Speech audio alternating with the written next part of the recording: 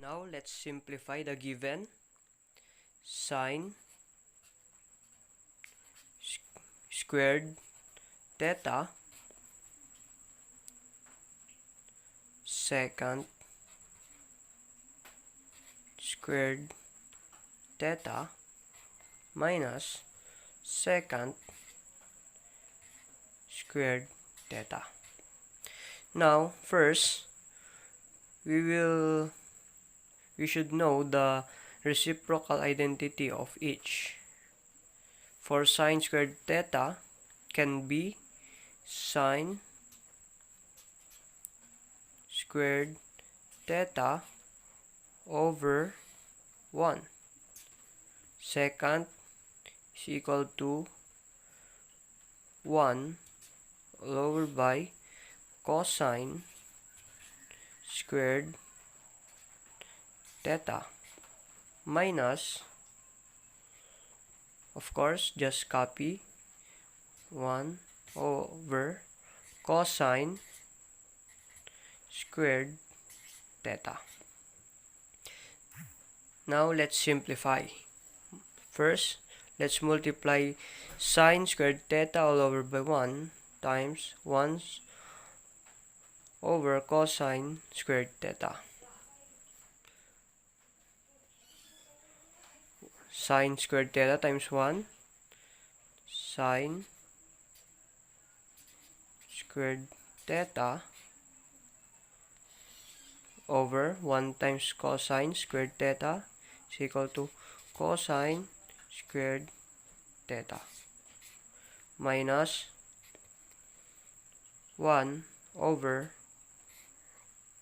cosine squared theta.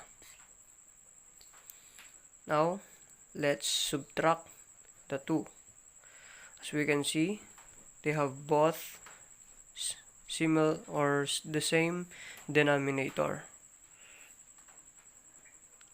Copy sine squared theta minus 1 all over by the denominator cosine squared theta.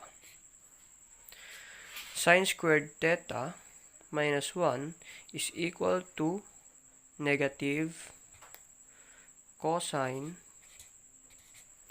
squared theta over the denominator cosine squared theta. Now let's divide. Negative cosine squared theta divided by cosine squared theta is equal to negative 1. So that is our final answer.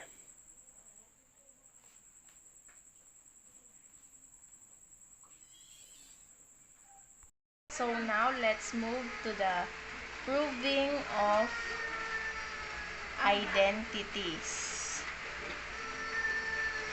So the given problem is sine square theta plus cosine square theta all over by cosine square theta times secant square theta is equal to 1.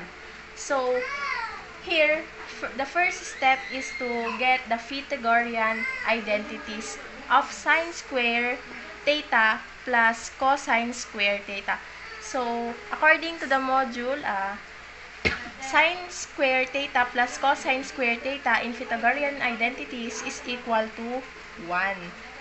So, now let's proceed to the denominator of the given problem.